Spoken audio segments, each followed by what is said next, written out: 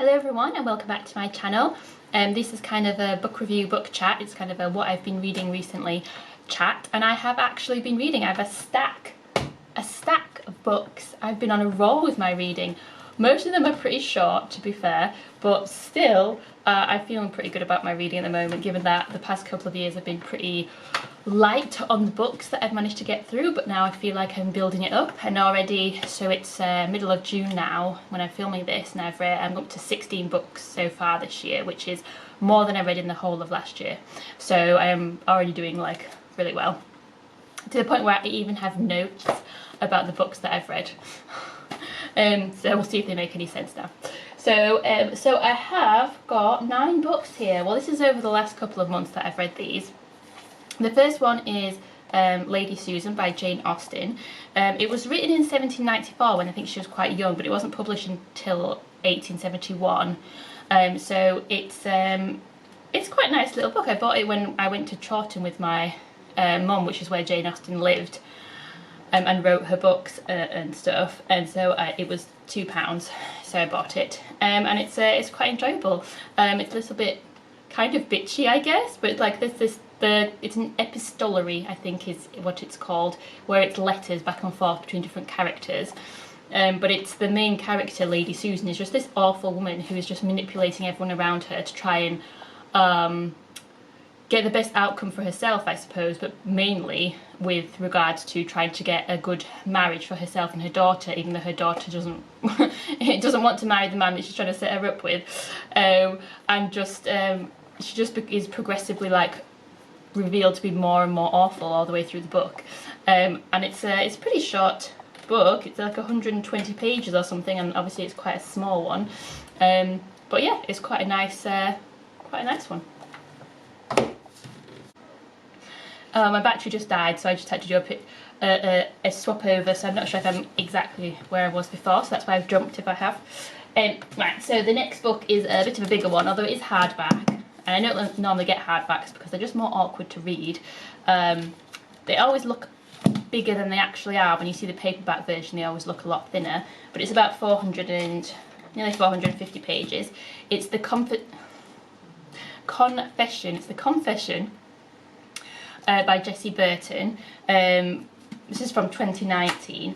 So I read The Miniaturist, which was set in 1680s Amsterdam, and also The Muse, which was set in 1960s London and also 1930s Spain, and thought they were both very good. I think The Miniaturist was better than The Muse, but I thought they both did a really good job of creating the period setting very effectively, particularly The Miniaturist, which is obviously quite a different setting both in time and in country.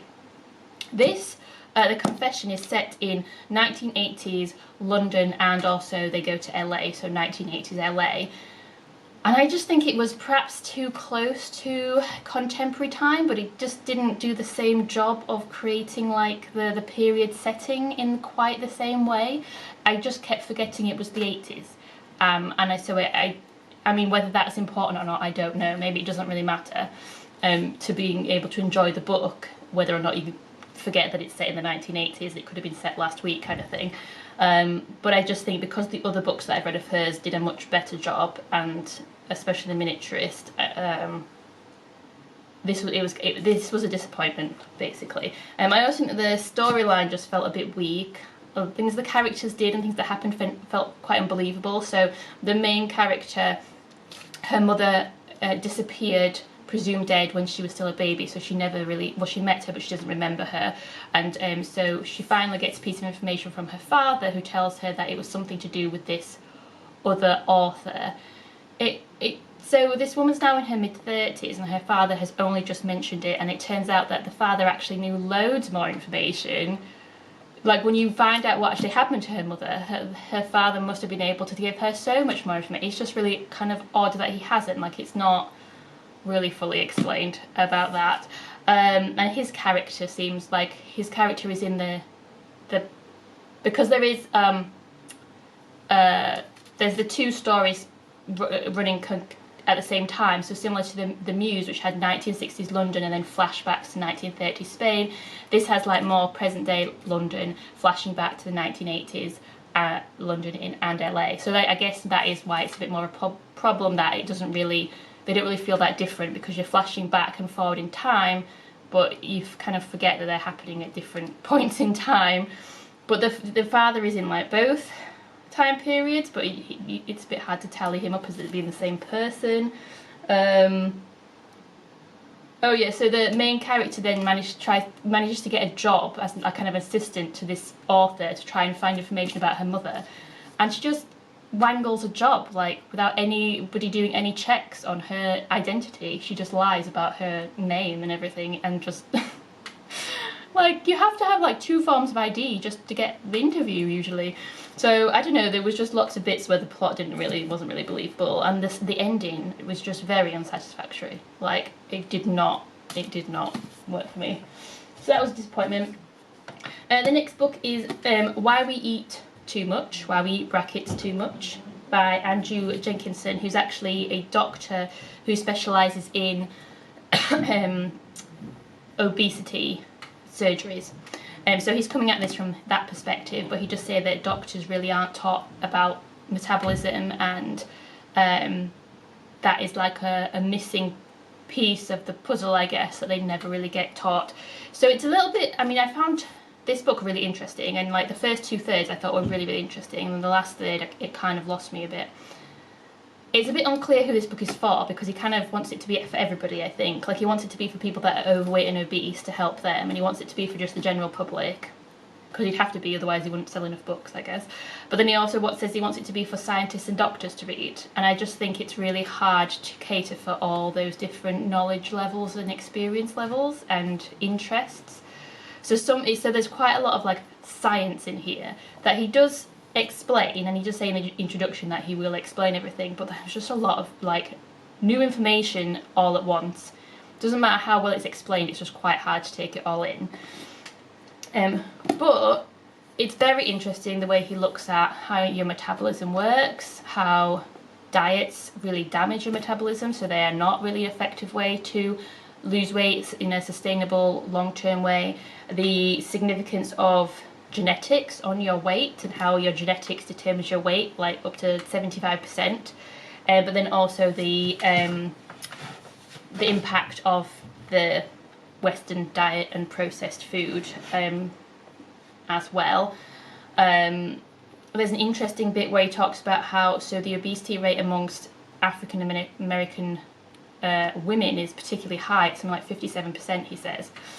So most African American women in America are obese, and that African Americans generally have a disproportionately high obesity rate, and he's saying that one of the main reasons for that will be that their ancestors arrived in America after being basically kidnapped from Africa and forced to go to America, where they were obviously forced to work in extremely harsh conditions, but just the journey to America was like brutal, and millions of Africans died before they even got to America, before they even got on the ships, on the slave ships, because some of them were having to march on these forced marches for miles and miles and miles just to get to the ships with very little food. And so the people that survived would have been young and fit and healthy, but they also probably would have had a genetic predisposition to have stored a bit of extra fat, which would help them then during the really lean times when they were on these slave ships for months and not getting enough food. But now their descendants living in America with access to loads of food and lots of processed foods, but also they're more likely to have the genes to store extra fat. So put that together, and then that is what he is saying is why they have higher levels of obesity. So, I mean, he wants obese people to know that it's like not their fault and they shouldn't blame themselves, and I think that's a laudable goal. It's really interesting. And then in the last third, he kind of lost me, because I think it comes from a real place of privilege that's never acknowledged. So the things that he advocates that the last third is actually things that you can do to lose weight, and this is where it's really more aimed at people that are overweight and perhaps obese, rather than like me or somebody else who doesn't really need to lose weight or a significant amount of weight. But he's saying to people they should cook more at home, but that they should buy new saucepans and knives and a new food processor and things. And like, people don't necessarily have the money to buy those things, and the cost of all this is never acknowledged. The cost of cooking for yourself is just never acknowledged. He also does say, you know, this is not about cutting calories or tracking calories or restricting the amount of food that you eat. It's looking about what you eat. So it's not a restrictive diet that he's recommending. However, he says to cut out processed foods, cut out sugar, cut out wheat, cut out corn. That cuts out loads of foods that people would normally eat. That is restrictive. That is inaccessible to a lot of people. And I think if you've had a history of like disordered eating, that could be really triggering for you if to restrict in any way like that. So and at no point is that really acknowledged, even though he does say in the book that pretty much all the obese patients that he's had have said that they've done every single diet possible to try and lose the weight and it's not worked. So some of them will not have a great relationship with food, and then this diet I just think does seem very restrictive, and it lost me in the last third. But I thought the first 2/3 were really interesting, so if I could just tear that last bit off, throw it away. I mean, I'm not suggesting that his advice is you know, bad in what he's suggesting, to cook more for yourself, eat more whole foods, protein and healthy fats and stuff, less processed food, less sugar. I mean, that you know, that doesn't sound bad. It's just that it is a restrictive diet, and it's just not acknowledged that it would be difficult for people, I think. Next book is The Man Who Saw Everything by Deborah Levy. I think it's Levy, not Levi, because it's a Y. This was from 2019. Most of them are from just the last few years, really, the books that I've read. So I read Hot Milk by Deborah Levy. And it was really good, and I really liked it. And so I saw this and recognised the name. Couldn't remember what I'd read of hers, but this just isn't quite as good. I mean, it's an interesting idea. So the first half, we follow Saul. It's Saul Adler is the main character, and the first half, so it's set in 1988, and he is hit by a car. His girlfriend breaks up with him, and then he goes on a trip to the USSR for doing some research there. But he seems to be sort of increasingly getting kind of muddled in time and moving backwards and forwards and being able to predict the future in a way, or getting events mixed up in his head. The second half of the book explains what's actually happening and why he's getting everything muddled up. But I kind of think that we were given the answer too soon in the book, and it should have kept going with the sort of mystery of it, to give you then like a nice satisfying resolution when you kind of figure out what's actually happened. I was still left, even when we did find out what was actually happening, I was still left with some confusing questions where I couldn't work out whether I just wasn't getting it, whether it wasn't meant to make sense, or whether it was actually a mistake of the author that she hadn't tied up all of the loose ends properly. So I don't know. It was an interesting idea, but it just didn't quite work for me as well as Hot Milk, which I would recommend is a good book. Brown Girls by Daphne, Palasi, Andreas, from 2021. So this is really interesting kind of structure to the book. It wasn't how I expected it to be. Like I heard it recommended.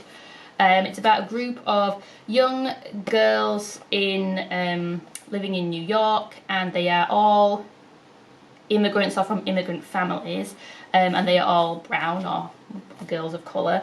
And then kind of following their lives as they get older all the way through their lives. But it isn't about particular characters, and it isn't about a particular group. It is just this it doesn't really have like a narrative or a plot exactly.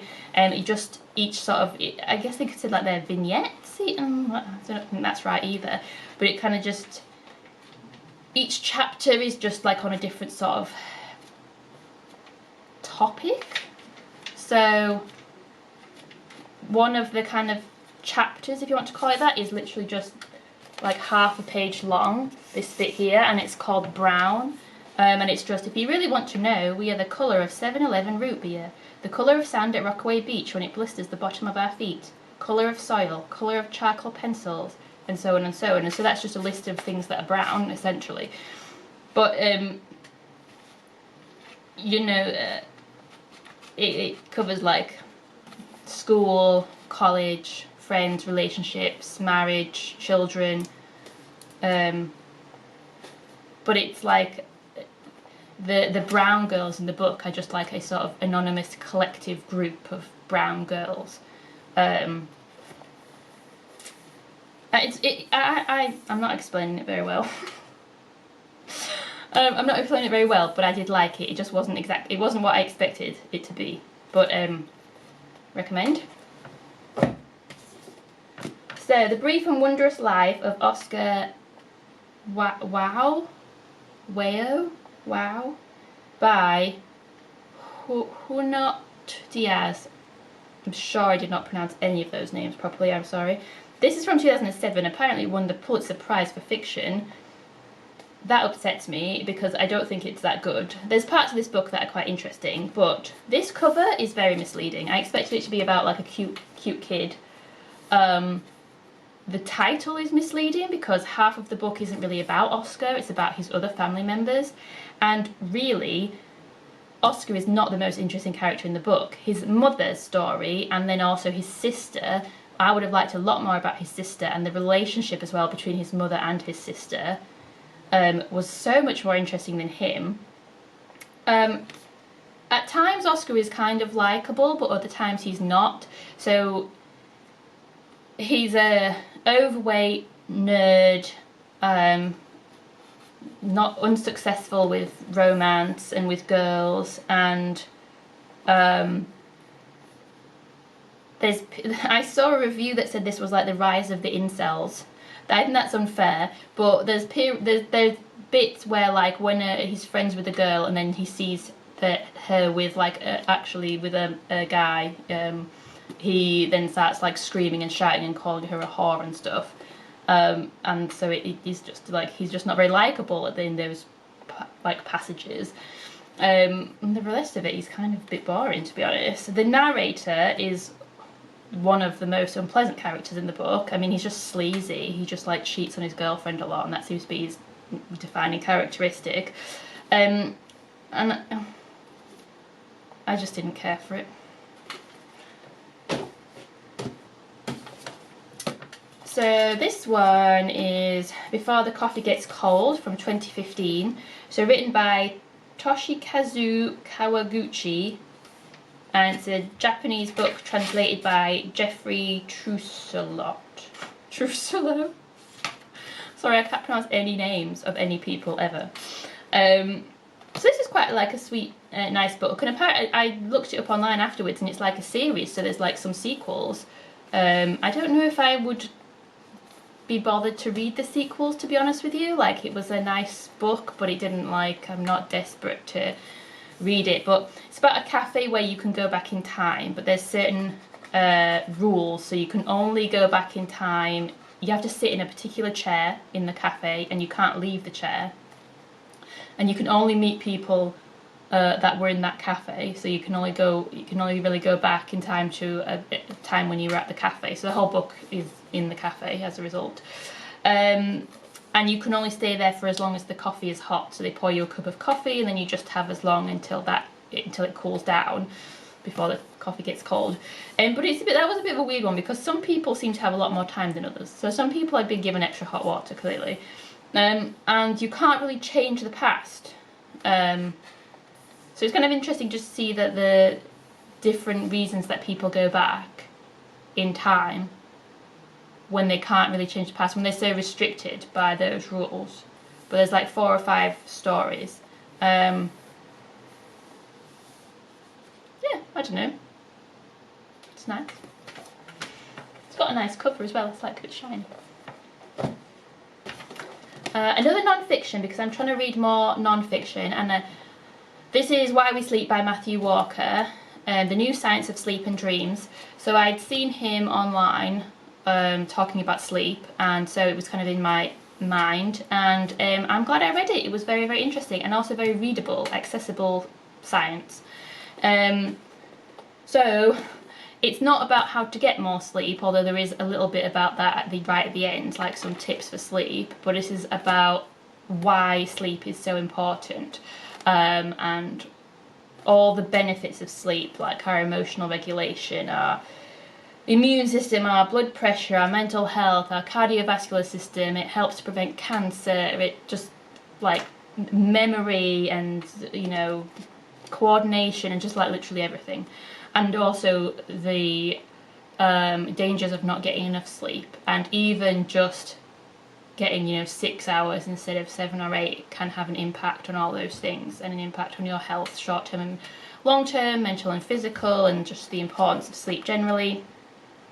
You know, and he just talk about we should prioritize sleep, we should stop glorifying people that don't sleep enough, you know, like employers should stop rewarding people for going without sleep. He talks, because he's British, but he's been living in, he's in Berkeley. Is it called Berkeley or Berkeley? I can never remember. In the university in California, and he's been there for like 20 years or something, so he's mostly speaking like from an American perspective. And he talks about how American high schools, I didn't realise this, but like over half of them start before like 7:30 in the morning, which seems like insanely early to me. 9 o'clock was too early, I seem to recall, when I was a teenager, but like teenagers having to get up so early that they're just missing out on sleep, and then they're all just sleep deprived. And then also he just point out that because they did a few school boards and a few schools changed the start times like an hour later, 8:30 or something, and there was a significant reduction in car accidents caused by the teen drivers, and less of the teen drivers being killed. And it obviously, because they can drive so young in America, they can drive when they're like 16, but they're all having to get up at like 5 in the morning to get to school, and it's just like an awful combination. So he mentions that he doesn't really look at child sleep, and I guess it's a lot harder to experiment and study children than it is adults. And he also doesn't really look at sleep deprivation caused by having children, which I guess would have the exact same impact that all other types of sleep deprivation would have. But, you know, he mentions things like one thing he'd like is like maybe employers could, or health insurance could give, employers could give bonuses, or health insurance companies could give reduced, you know, charge less money for people that get 8 hours of sleep every night, in the same way that they might do if you quit smoking. But to me, that just would mean that there's a lot of like sleep deprived parents that would miss out, and particularly sleep deprived mothers, and I think it would exacerbate the gender pay gap and things, because they're the ones that, in America especially, they're going back to work at like 2 weeks postpartum. I'm like, just so I don't know, I would have liked a bit more on that, but that's just not what he's studied, and that's not his area of expertise. It does have the kind of American style with these books where it's minimal, oh my goodness, footnotes. Completely forgot all the words of the English language. It's like minimal citations. That's what I'm trying to say. So he does cite some things, but I suspect he hasn't cited anything that he himself has studied and that he has found from his own work. But it does mean that when you read the book, there just seems to be lots of statements and passages and whole chapters where none of it seems to be backed up with any evidence, because there's no citations to back it up.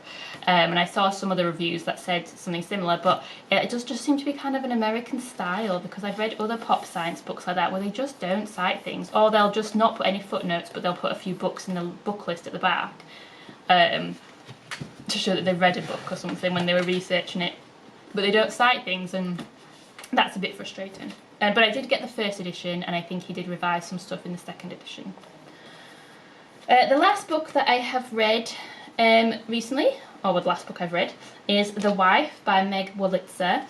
So I saw this on a booktuber's videos as being a great book, and so I was a bit disappointed by it because I didn't love it. This is from 2003, and so maybe some of her other books I would like a bit better.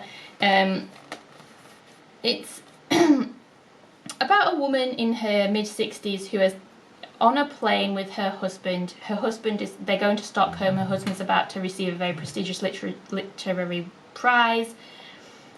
but she's decided to leave him. And then they go on the plane, and then there's a bit in Stockholm, but a lot of it is her thinking back to the start of their relationship, and even back to his childhood, and their whole relationship up to now. And I don't know, it just didn't really work for me. I feel like there was too much flashback and not enough on the plane. I would have liked a bit more.